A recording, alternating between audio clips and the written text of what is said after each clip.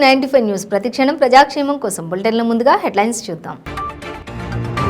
Congress party బురద రాజకీయం చేస్తోందని మండిపడ్డ మంత్రి జగదీష్ రెడ్డి. బీజేపీ తోక పార్టీల మాదిరిగా వ్యవహరిస్తున్నారని ఫైర్.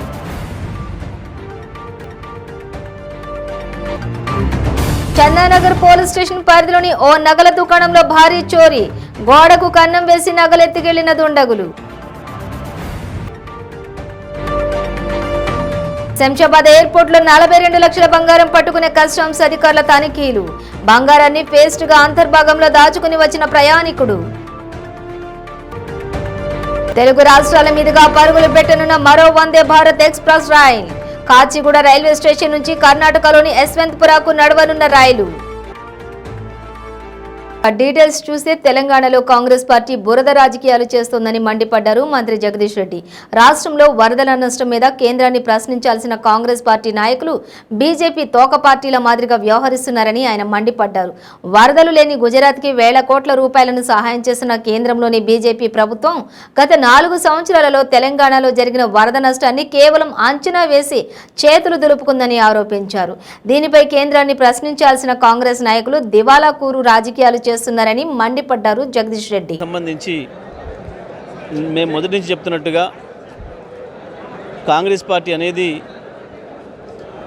బీజేపీకి పోటీ పార్టీ కాదు, బీజేపీకి ప్రత్యామ్నాయ పార్టీ కాదు.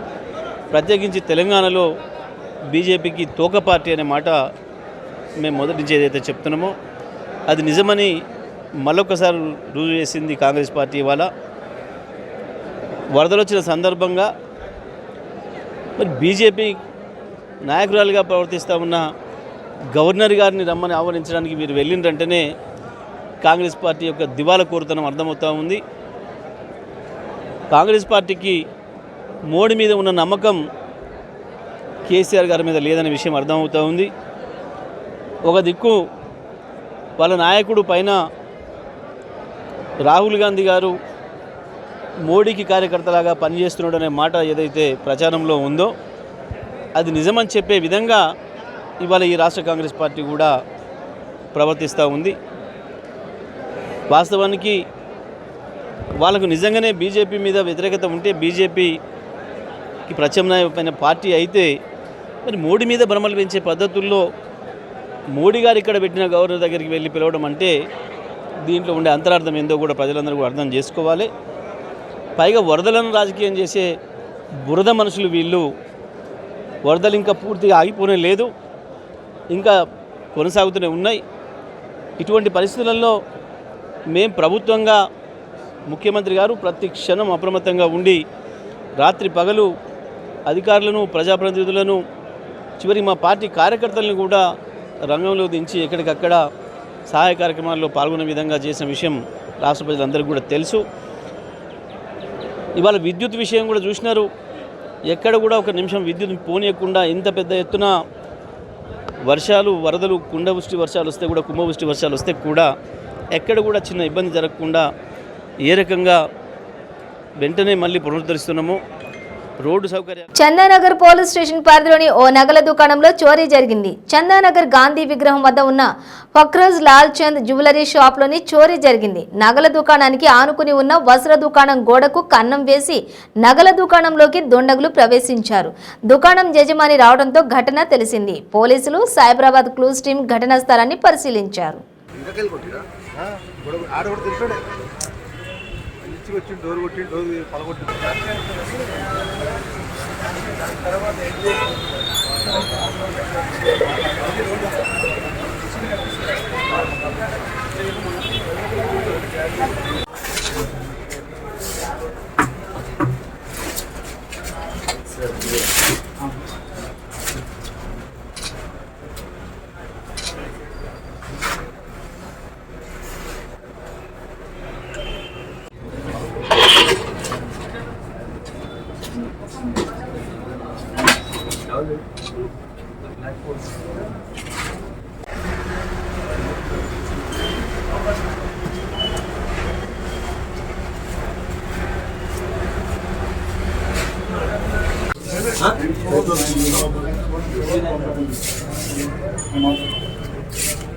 Huh?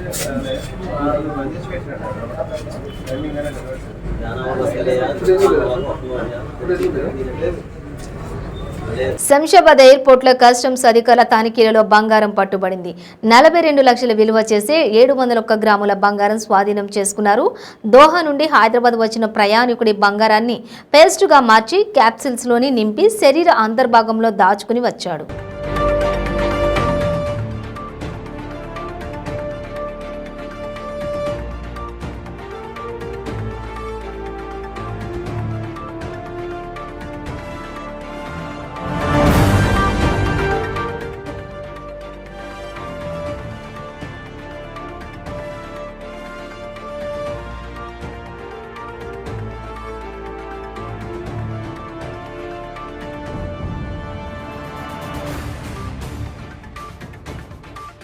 తెలుగు రాష్ట్రాల మీదుగా మరో వందే భారత్ ఎక్స్ప్రెస్ ట్రైన్ పరుగులు పెట్టనుంది.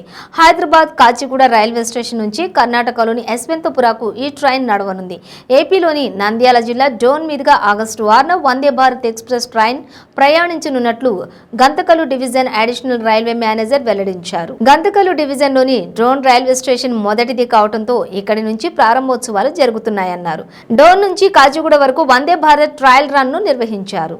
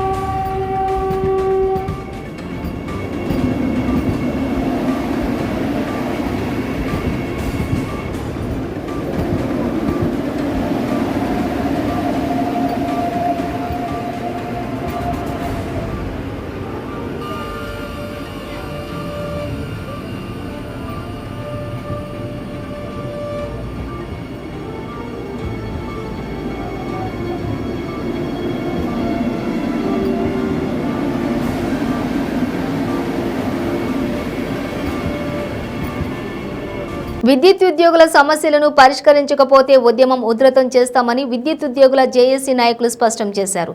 ఈ మేరకు అనంతపురంలోని పవర్ ఆఫీస్ వద్ద ధర్నా నిర్వహించారు. ఈ సందర్భంగా Tirupati AP SP DCL 327 company secretary M Veera Raghava Reddy మాట్లాడుతూ న్యాయమైన డిమాండ్లను ప్రభుత్వం వెంటనే పరిష్కరించాలని అన్నారు. ఉద్యోగుల కోసం ఎంతటి పోరాటానికైనా ఆయన వెనకాడనని స్పష్టం చేశారు.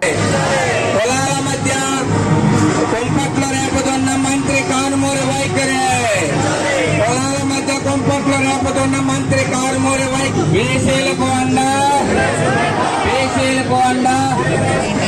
అధికార పార్టీ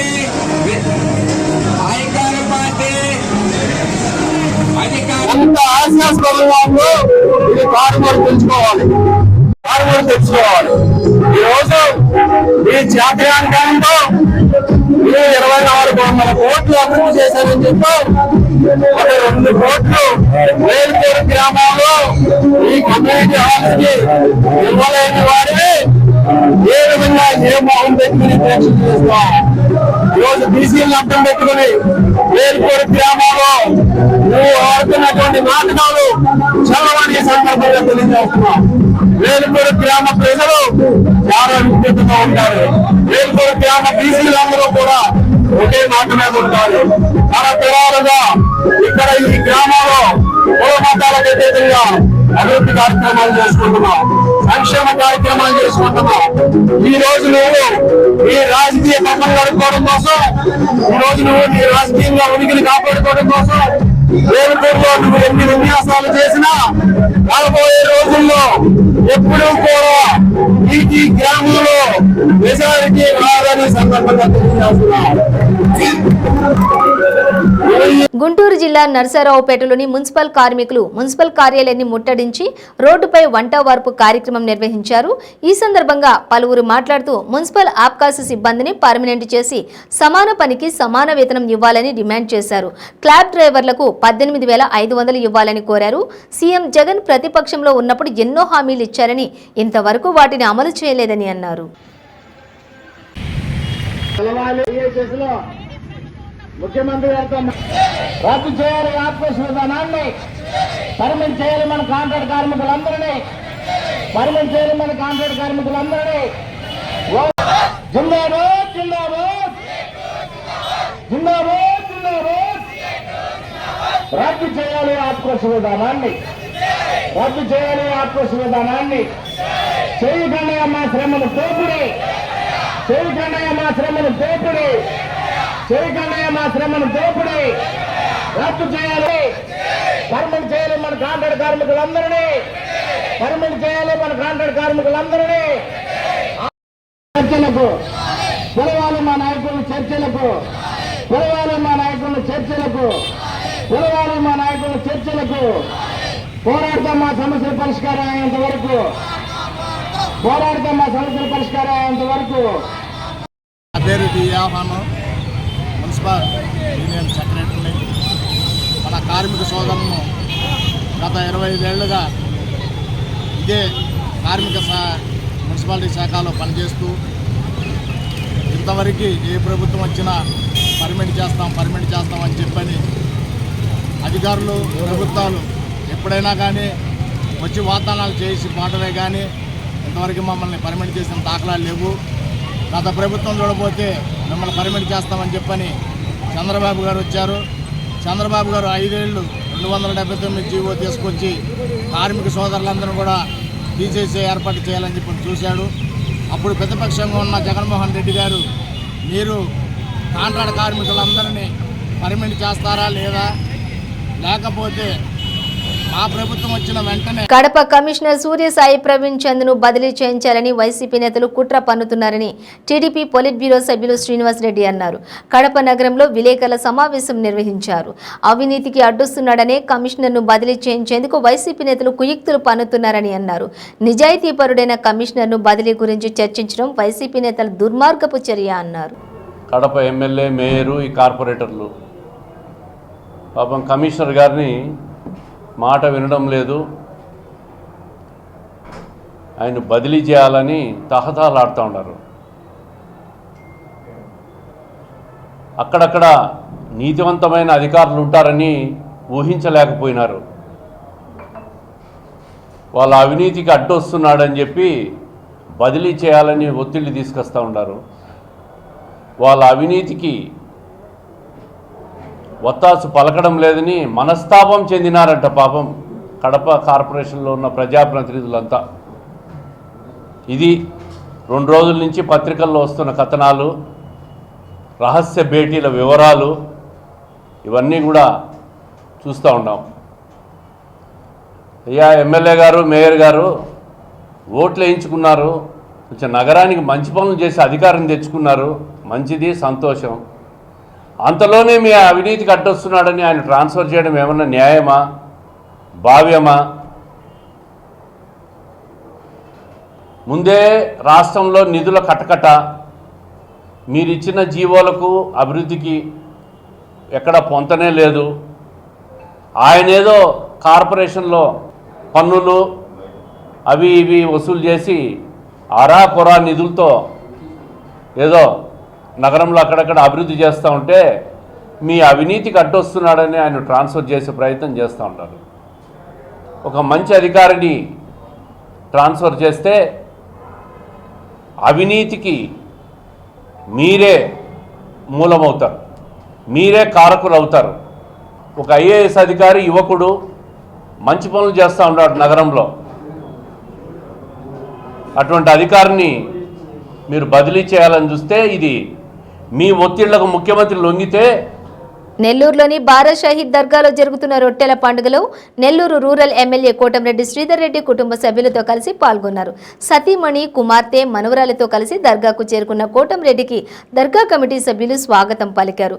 ఇందులో భాగంగా వారు దర్గాలోని బారా షహీద్ సమాధుల వద్ద ప్రార్థనలు నిర్వహించారు. అనంతరం స్వర్ణాల చెరువు వద్దకు చేరుకుని అతిపెద్ద కోర్కెల రొట్టెను అందుకున్నారు.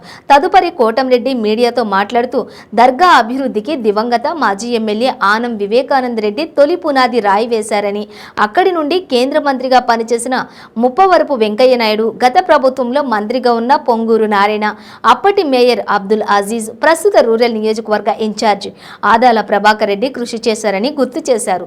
తనకు కూడా బారా షాహీద్ దర్గాతో గత 15 ఏళ్లుగా ఎంతో అనుబంధం ఉందని, ముఖద్వారాల నిర్మాణానికి ఎమ్మెల్యేగా తనకు కూడా బారా షాహీద్ దర్గాతో గత 15 ఏళ్లుగా అనుబంధం ఉందని, ముఖద్వారాల నిర్మాణానికి ఎమ్మెల్యేగా తాను నుడా నుండి ₹1 కోటి మంజూరు చేయించానని, ముఖద్వారాల పనులు 70% పూర్తయ్యాయని, మిగిలిన పనులను త్వరితగతిన పూర్తి చేయించాలని రూరల్ ఇన్ఛార్జ్ ఆదాల ప్రభాకర్ రెడ్డిని కోరారు.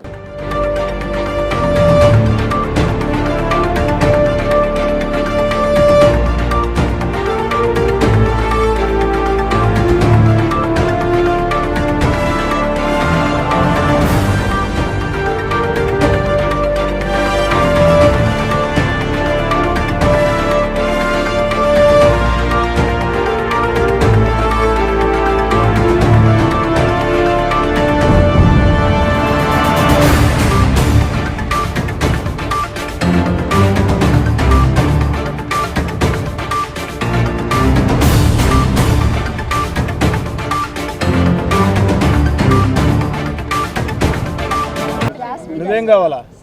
Software engineer. All the best తల్లి. నీ పేరమ్మా? నువ్వేం కావాలి తల్లి? ఇంటీరియర్ డిజైన్ కావాలి. వెరీ గుడ్ తల్లి. వెరైటీగా ఆలోచన చేస్తున్నావమ్మా. ఈ కాంపిటీషన్ వరల్డ్లో నీ మాదిరిగా వెరైటీగా ఆలోచన చేయాలి. నీ పేరమ్మా? నువ్వేం చేయాలా? టీచర్. Very good.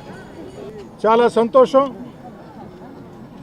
పవిత్ర బారా షాహీద్ దర్గా స్వర్ణాల చెరువు ఆ యొక్క రొట్టెల పండుగ నాడు మతాలకి, కులాలకి, ప్రాంతాలకి సంబంధం లేకుండా ఒక జిల్లా కాదు, ఒక రాష్ట్రం కాదు, ఒక దేశం కాదు, అనేక దేశాల నుంచి ఈ యొక్క బారా షాహీద్ దర్గాకి ఇచ్చేసి బారా షాహీదుల్ని పవిత్ర మనసుతో, నిష్ఠాగరిష్టలతో దర్శించుకుని కోరుకుని ఆ యొక్క స్వర్ణాల చెరువులో రొట్టె స్వీకరిస్తే ఆ కోరిక తీరుతుంది.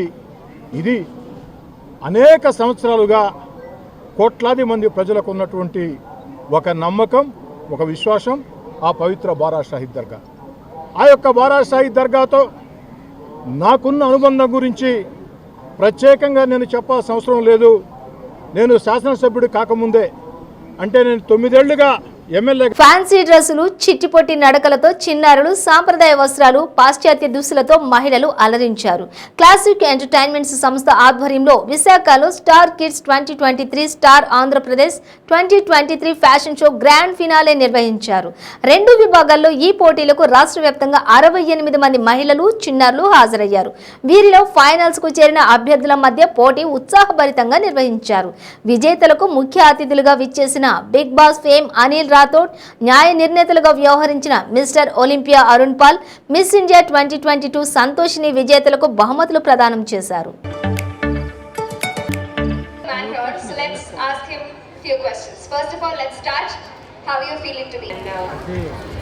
I think I have started my journey when I was a kid, and from kids to preteen, from preteen to teen, and from teen to miss. My journey has been started with a small step when I was a kid. My mother took me to competitions like this, and I think that's a big deal that we are getting platforms, like you guys are getting platforms like this to showcase your talent. That will definitely boost you to compete at an international and national platform. So it has started from then. Platform. మేము kids అందరినీ beyond the education అనే థీమ్తో encourage చేస్తూ మేము ఈ star kids అనే ప్రోగ్రామ్ని conduct చేయడం జరిగింది. And coming to star Andhra Pradesh mister and mrs ఉన్నారు. మిస్సెస్కి ఇది ఒక గ్రేట్ ఆపర్చునిటీ అని చెప్పొచ్చు. ఇది ఒక గ్రేట్ సెకండ్ ఛాన్స్ అని చెప్పొచ్చు to prove their selves. Before marriage వాళ్ళు ఏం చేయలేకపోయినా ఇప్పుడు ఆఫ్టర్ మ్యారేజ్ వాళ్ళు ఏంటి అని ప్రూవ్ చేసుకోవడానికి ఇది ఒక బెస్ట్ ప్లాట్ఫామ్గా నేను చెప్పబోతున్నాను. So all the best to all the contestants.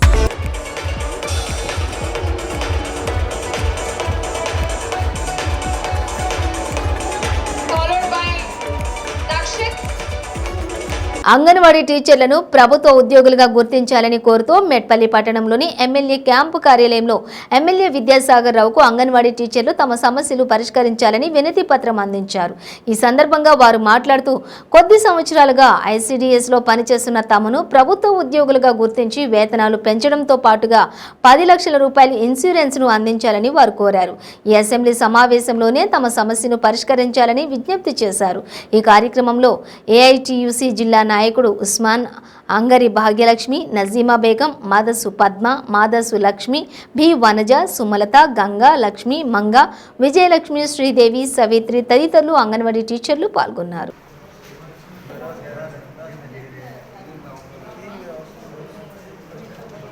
నా పేరు భాగ్యలక్ష్మి, అంగన్వాడీ టీచర్ను, ప్రధాన కార్యదర్శి Metpally project.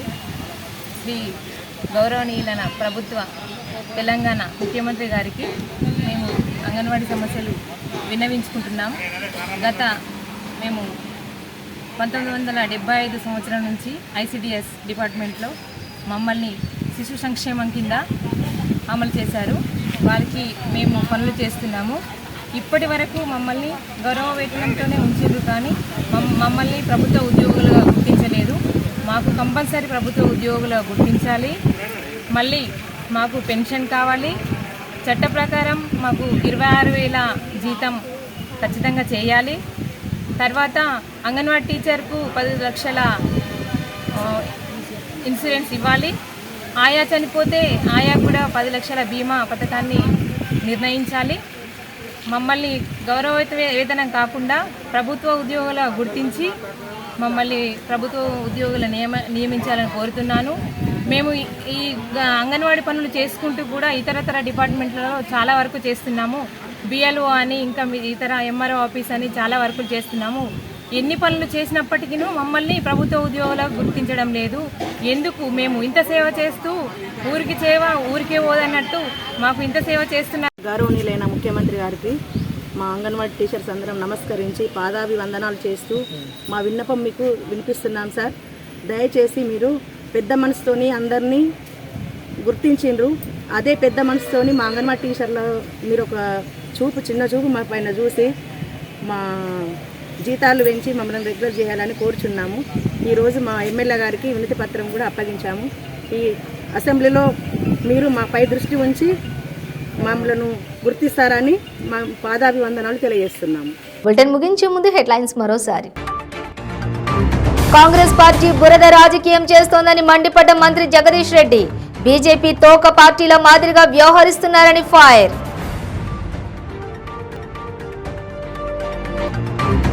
Chandanagar police station పరిధిలోని ఓ నగల దుకాణంలో భారీ చోరీ. గోడకు కన్నం వేసి నగలెత్తికెళ్లిన దుండగులు. శంషాబాద్ ఎయిర్పోర్ట్ లో 42 లక్షల బంగారం పట్టుకునే కస్టమ్స్ అధికారుల తనిఖీలు. బంగారాన్ని పేస్ట్ గా అంతర్భాగంలో దాచుకుని వచ్చిన ప్రయాణికుడు. తెలుగు రాష్ట్రాల మీదుగా పరుగులు పెట్టనున్న మరో Vande Bharat express rail. Kacheguda railway station నుంచి కర్ణాటకలోని యశ్వంతపురకు నడవనున్న రైలు. ఇవి బులెటిన్ డీటెయిల్స్. చూస్తూనే ఉండండి 95 న్యూస్.